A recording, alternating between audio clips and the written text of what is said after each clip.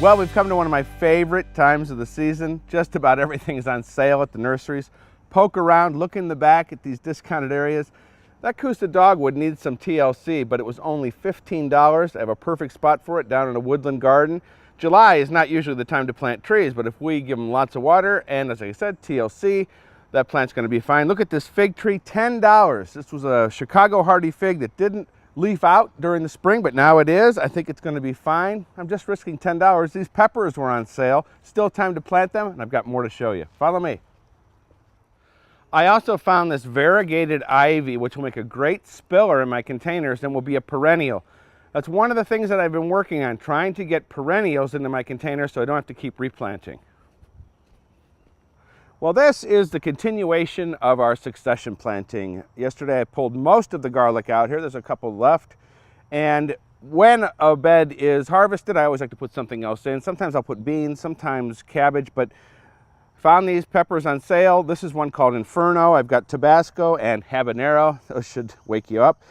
And there is enough time for a small hot pepper like this to come to fruition, to turn red by the end of the season. This soil is really good. I improved it last year for the garlic, and there's not much to this. I like to plant these things later in the day, so they have the whole night to get ready for the next day, for when it gets hot, and give them lots of water until they get established. So let's get them in the ground.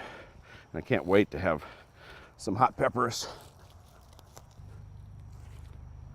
I don't know much about Tabasco pepper, but I saw it at the nursery. I thought I'd give it a try. Why not? All right, I got to find a spot for 3 of my habaneros. This looks good. Before we continue with our money saving segment, I have one little job I want to show you in here to remind you to keep doing until the end of the year. Don't forget to deadhead. That just means remove the spent flowers when they're done blooming.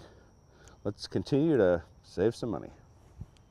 Another way we can save money is by making more plants. This is a Caria shrub. I love it. Orange flowers in the spring, indestructible, loves the shade, and it propagates naturally through layering. These branches will come down, they'll form roots, and then you can see we have a whole other shrub here.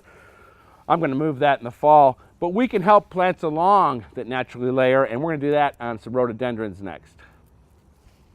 Well, you can see how this rhododendron naturally just kind of lays on the ground. That's what's going to happen over time. It's going to start sending out some roots there, but we're going to help it along. All we need to do is bring it up, and we're just going to cut a little bit of the bottom of this branch off. And we're just kind of shaving it here, putting a little notch. Let me go the other way. Yeah, that's much safer. There we go. See that? We're just putting a little wound in there. Sometimes I'll put root tone on here to kind of force it to root, but I'm not going to today. They root pretty good. And all we're going to do is put this back in the soil and pin it down. Okay, I got some landscape pins from the nursery. And I want to have contact with the soil. Put one more in here for good measure. And we'll put a little dirt on top. It's hard to see, I know, but that's the idea. And we won't do anything with this until the fall. I'll come back, I'll remove those landscape pins, I'll just kind of gently tug on it, and if it's rooted, we can separate it from the mother plant, and we've got a brand new rhododendron, and it didn't cost us a penny. All right, let's finish up. There's still plenty of time to plant. We're going to be succession planting over the next few weeks. Even if you didn't get tomatoes in, go to the nursery, buy a big tomato. They're almost giving them away. Stick it in the ground. You'll have tomatoes by the end of the season. Now, check me out online. Lots of other information there, lots of stories, blog posts, videos. But how you can become a member of my Seed of the Month Club, I would love for you to join up. Until next week, there's lots to do. We'll see you then.